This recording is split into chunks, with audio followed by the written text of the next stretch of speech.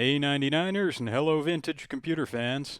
Pixel Pedant here again, and today I am taking a look at a game that I feel like I never really gave a proper chance back in the day. That game being Midnite Mason. I might be 30 years late to the party, but it's time to give this game the credit it deserves. Midnite Mason came out in 1985 at a time when the TI-99 was just getting used to its new identity as an orphan platform. TI had bowed out and major vendor support had inevitably dried up. But software like this was proof that even if the TI-99 had been abandoned by the big players, there were still going to be folks developing for the system. And even new cartridge software like Midnite Mason now and again. My own cart was the 1988 re-release by Databiotics, but it's taken me another 30 years to really appreciate what the game is and what it does well. And I'm glad I've given it another look and some serious play in recent years because, well, Midnite Mason is a damn good game once you dig into it. The game's a platformer that'll remind a lot of folks of Popeye or Lode Runner or what have you. But it really is its own interesting spin on platforming, combining some familiar design ideas in an unfamiliar way. Definitely more than just another clone to throw on the pile. So let's dig into what went right with Midnite Mason and why I think it's a TI-99 classic.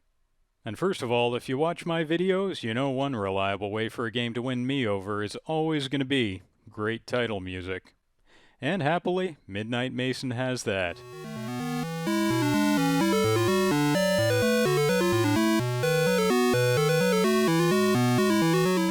I'm pretty sure it has the longest title music sequence on the TI-99, so I won't subject you to the whole thing. Nothing else I know comes close. It's over 2 minutes of play before it fully restarts. But, better yet, it keeps the music going during gameplay.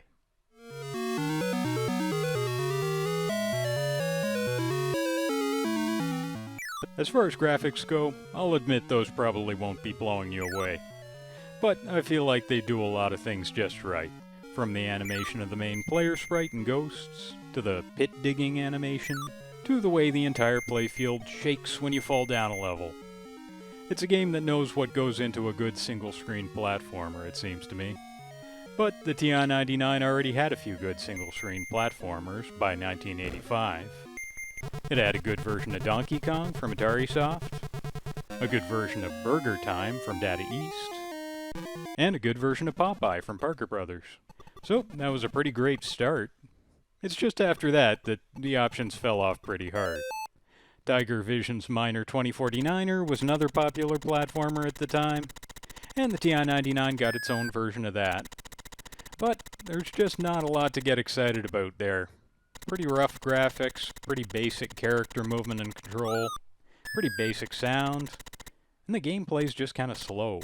We also got a TI-99 version of Cannonball Blitz, and it's a pretty good Donkey Kong clone for what that's worth. But it's a pretty by-the-book clone, and the TI-99, as I say, got a good version of Donkey Kong anyway, so I don't see a whole lot of interest in it, and I don't think I ever will. Anyway, whatever came before the TI-99 platformer genre definitely did alright by the additions in 1985, and it didn't even start with the release of Midnite Mason. It started with EB Software giving us TI-Runner. Now TI-Runner is a straightforward Lode Runner clone, but it's a good clone of a good game on a system that didn't get the original Lode Runner, so it's definitely one to be thankful for. When all's said and done, TI-Runner is one of the system's most popular platformers. But, like I said, that was just the start, since 1985 also got us Midnite Mason. Created by Glen Groves and Software Specialties out of Colorado. I give TI-Runner credit basically for implementing the Lode Runner formula well, but Midnite Mason I give credit for doing the opposite. Borrowing some Lode Runner-ish design ideas, then taking gameplay in a pretty different direction, one which stands on its own even in a world where 99ers already have their Lode Runner fix, through TI-Runner. But before we get into the gameplay and what makes this game cool, let's talk a bit about where Midnite Mason came from. Software Specialties first showed up as a TI-99 vendor in early '82, and at that time they were just selling a few extended basic games. So it was a humble start for the company, but they raised the stakes a bit a year later when they released their first assembly game, TI Toad. Still a pretty modest offering. TI Toad's an assembly game, but it's also a pretty basic Frogger clone.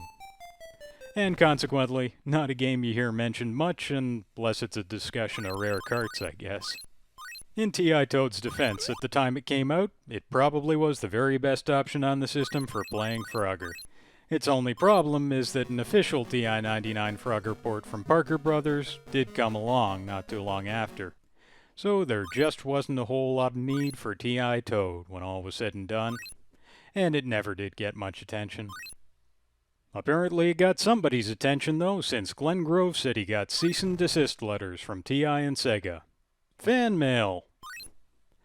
Not the kind of attention you want to be attracting as a small-time developer though, I'd say.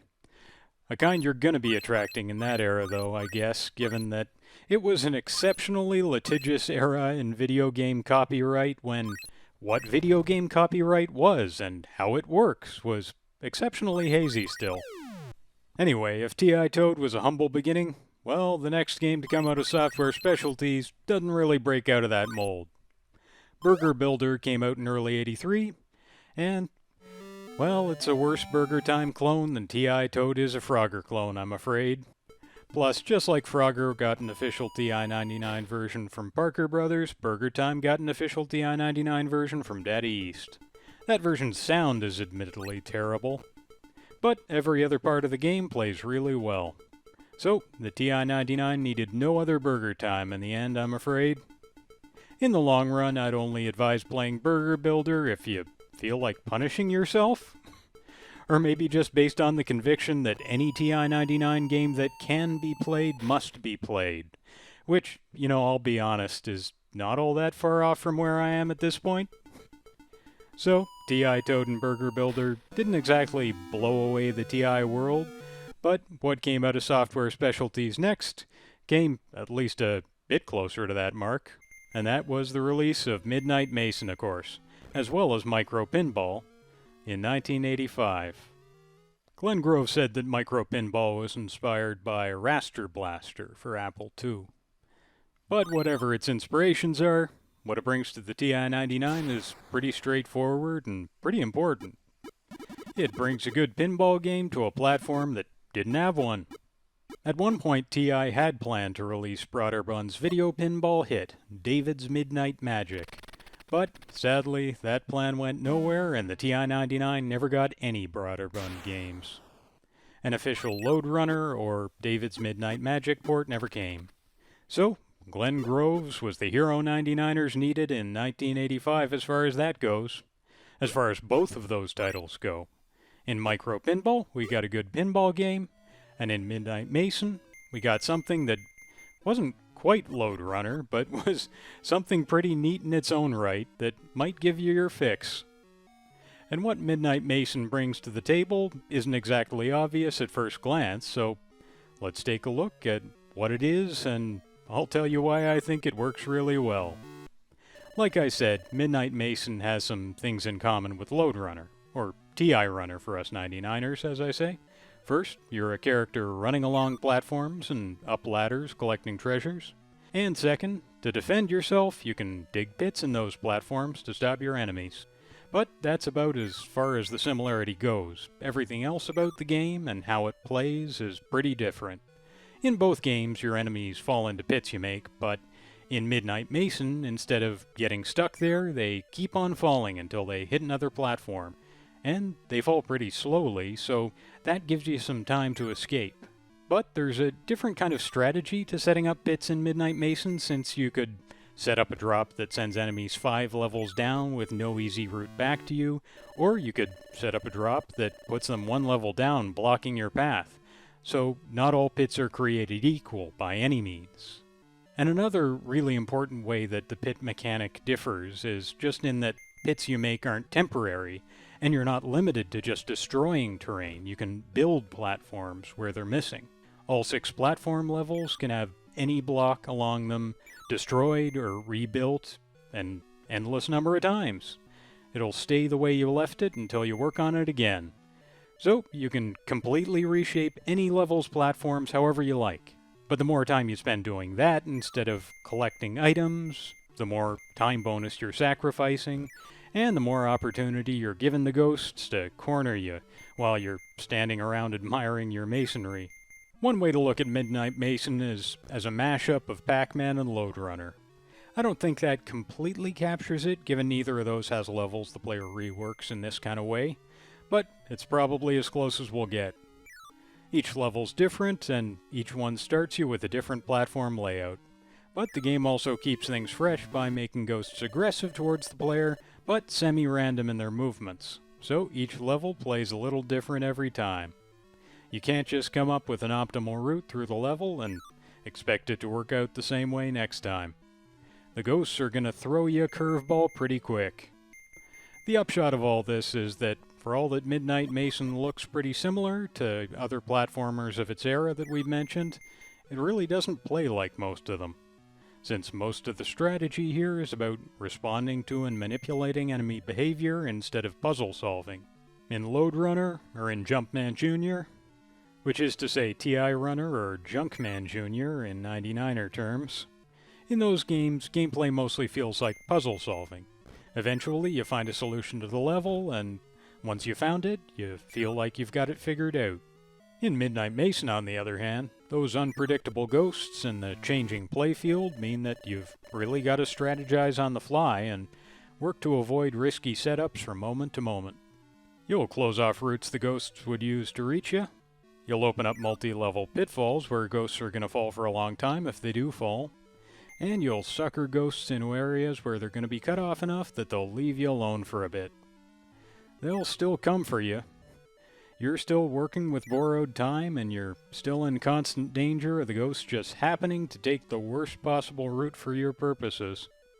But if you route yourself cleverly and create the right Swiss cheese playfield and use your time effectively and manipulate the ghosts well, you can play long enough and safe enough to survive level after level, even with the ghosts on your heels the whole time. It's a pretty great game in my books. It's one I've had since a little after Databiotics released it in the late 80s, and Databiotics seems to have changed absolutely nothing as far as the code and content goes. They didn't even throw in a Databiotics credit, or change the name on the title screen to match the cart label they used. What's nice about the original that you will miss with the Databiotics version is really just the manual. Since Software Specialties sold it with a nice color manual, and Databiotics manuals are always pretty bare. But check the link in the description if you want the original. It's on my TI-99 manuals compendium site, like pretty much anything else, including the Databiotics version. If you haven't played Midnight Mason, give it a try. There's more depth to the game than at first you might think. And the challenge scales really well as the level increases and the ghosts get faster and things get a whole lot deadlier later on. When Midnight Mason was the monthly high score game on Atari Age in October 2020, I won with a high score of 16,100. And while that personal best run doesn't survive sadly, if you'd like to see me play to level 15, keep watching.